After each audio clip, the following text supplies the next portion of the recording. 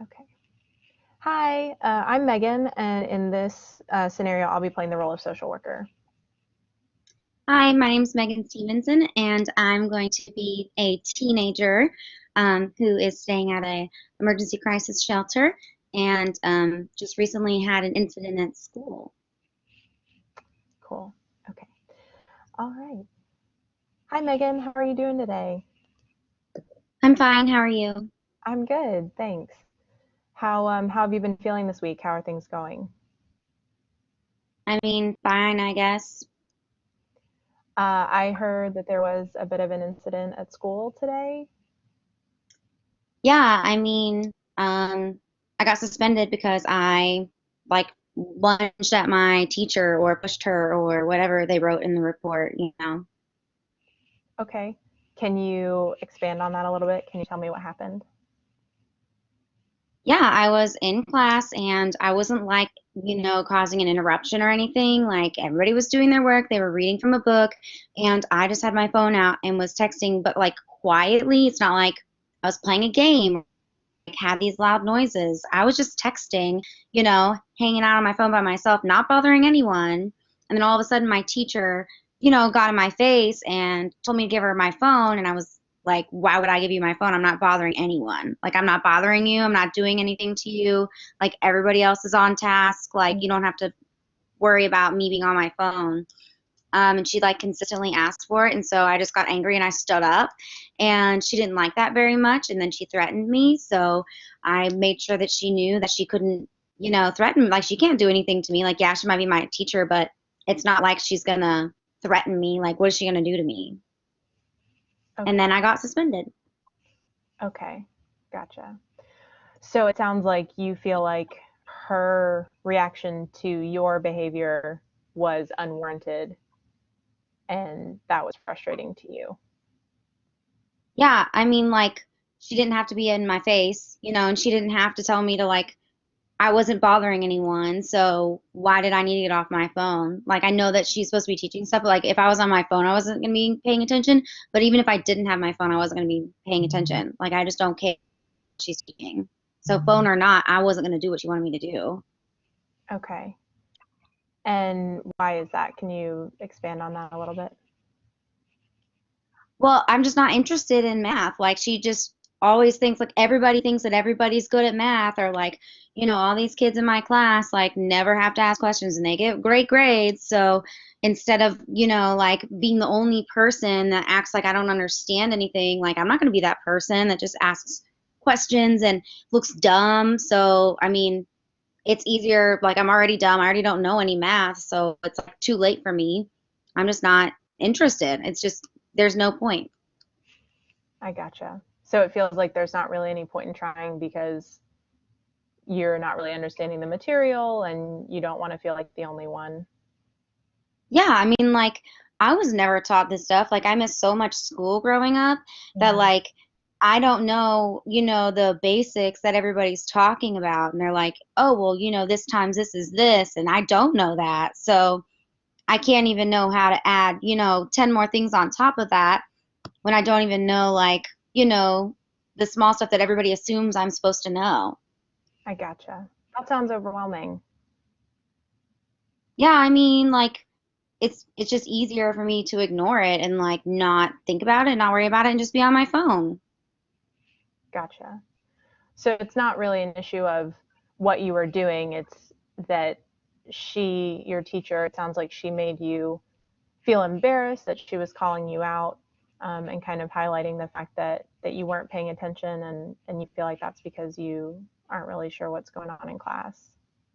Yeah, absolutely. It's embarrassing. Like, I don't want to be called out in front of everybody. Like, if I want to be called out, then I'd raise my hand and ask a question.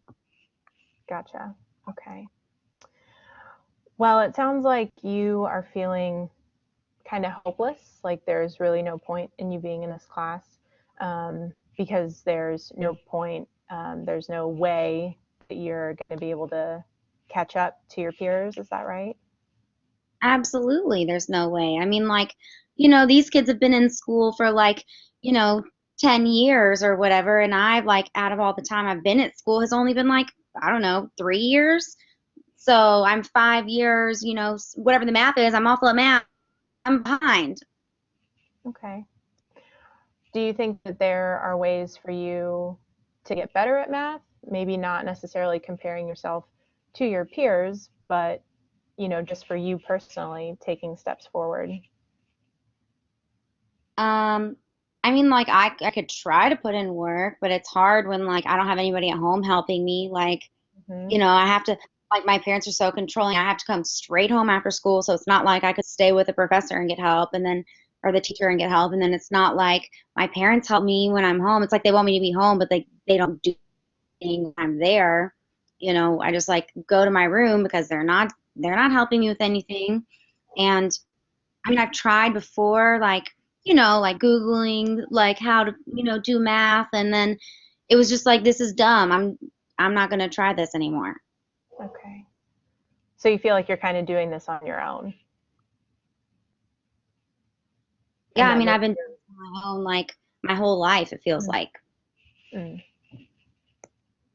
And so maybe you feel like this is the way it's always going to be, is that you're always going to be on your own trying to figure things out. Yeah, I'm the only person that I can rely on. I mean, like, Mm. everybody else has proved it to me thus far. I mean, the teacher proved it to me today. My parents prove it to me every day. I mean, like, you're probably going to do the same thing. Okay. Are there ways that your teacher has proven otherwise? Can you tell me about a situation when your teacher has been helpful?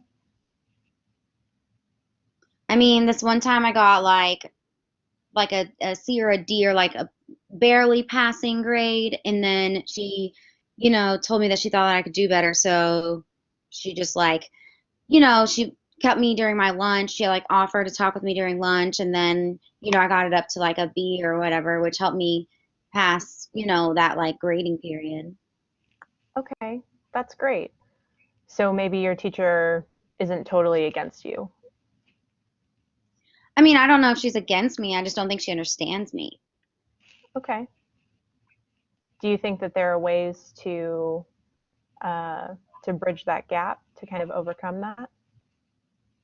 I mean, I feel like she should know that I'm like so far behind because like she has my school records, so she knows that I haven't been in school to know the content. So, I mean, maybe it's her job to like figure out how to, help me when they put me in a class with people who are 5 years ahead of me. Hmm. What do you think your role is in that? Like, if her job is to help you, what does your role look like in the classroom? I mean, I know what I'm supposed to do. Like, I'm supposed to not be on my phone and I'm supposed to be, like doing the classwork and math and reading the book that we read. And, like I'm supposed to be doing all of that. But I that's just not feel what happens like today. no, absolutely not. I mean, like, most of the time I'm not paying attention and she doesn't bother me. So, sometimes she shows that my role is okay to not be on task. Okay.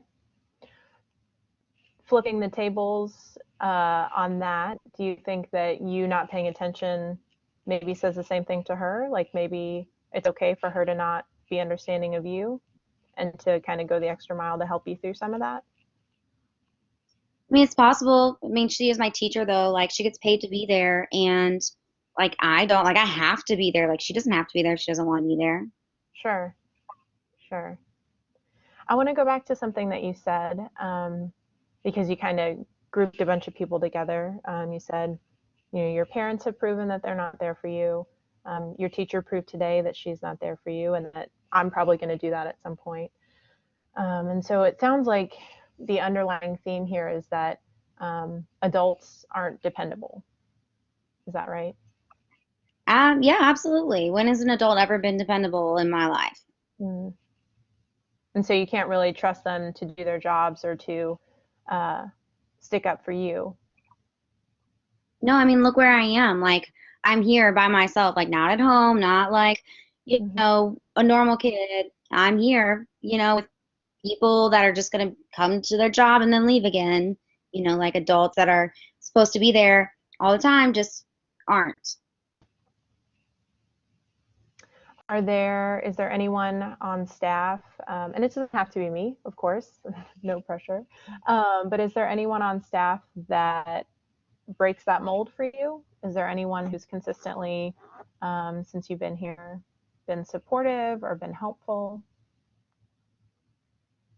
I guess my case manager, like, she seems to continue to like do stuff for me, and she actually asks me what I want, and like, if I want to call my parents and if I want to go home, and like, we make goals and stuff. So she feels like I feel like she cares about my input. Like, usually, like at home, it's not like, what do you want to do? It's like, this is what we're doing, and this is the way it's gonna go. And, my case manager at least makes me feel like, I have like a choice. Gotcha. So you want a little bit of autonomy and you want to feel like you have a little bit of control in what's happening in your life. Yeah, it's like ironic because I'm the only one that I can depend on, yet I make no decisions over my life. Mm. Yeah, that's tough. Well, and when you're put in a math class where you're not, you don't feel like you're on the same level as your peers, and you're here because you feel like you can't be at home, and maybe you're in session because you feel like you have to be here. Those are all things that are outside of your control, and that's I, frustrating. Okay. So, what are some ways in those? So, let's focus on in the classroom. What are some ways that you can kind of take control of that situation in a productive way? I mean, like, I have control over what I do every day in class. I have control over whether I'm on my phone or like paying attention in class. I can control that. Okay. Do you want to get better in math class? I mean, yeah, I want to. I just feel like there's no point in trying. Okay. So, if that is true, if there's no point in trying, then what is the outcome? Like, what is the objective of continuing to go to class? Because I have to, because I'll get in trouble if I don't. And, I'm old enough now that like if I were to be truant or like skip enough class that like I would be in trouble, not my parents. Like I'm old enough that, like I would be in trouble. Even though they control what I like my life decisions, I'm still in trouble. Gotcha. Okay.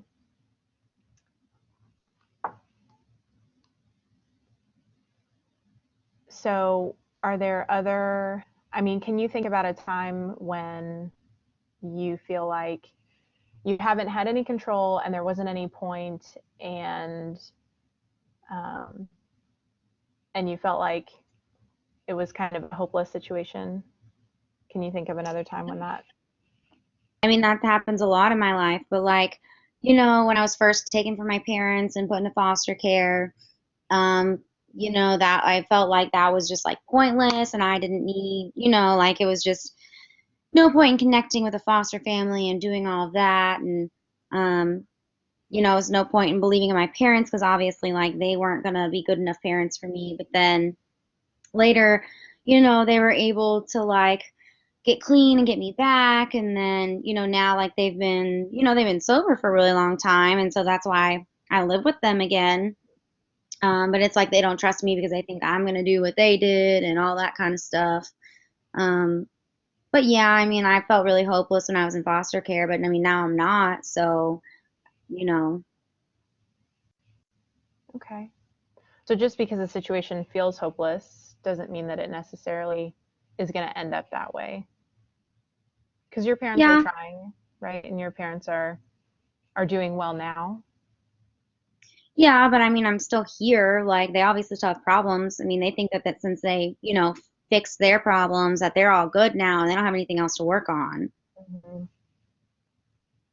Do you think that being here temporarily is better than being in foster care?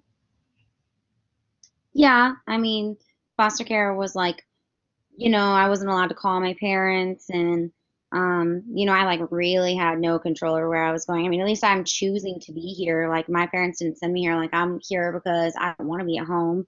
And, it's not like totally unsafe, but it's just like stressful and it gets really loud and so I'm Hmm. still choosing to be here. Yeah. And so maybe this is sort of a two steps forward, one step back kind of process. I mean, it sounds like you may want things to just be perfect, um, because you've worked hard for them and the outcome isn't exactly what you were hoping that it would be. But this is better progress than where you were previously, right? Yeah, I mean, my life's definitely a lot better than it used to be. Hmm. Okay. Well, there's something that I would like you to do for homework as we go through this next week. It sounds like there are um, there are situations that you feel like you have no control, and so there's not a whole lot of point in moving forward or trying to work through those. And so, in this week in your journal, what I'd like you to do is identify those situations when they come up, when you feel like you have no control, um, and ways that you can start to take control, whether that's your actions or your thoughts or your behaviors in that situation to kind of work through that. Does that make sense? Yeah, yeah. Okay. And then we'll talk about it when we meet next week. How does that sound? That sounds good. Okay. Great. We'll see you next week, Megan.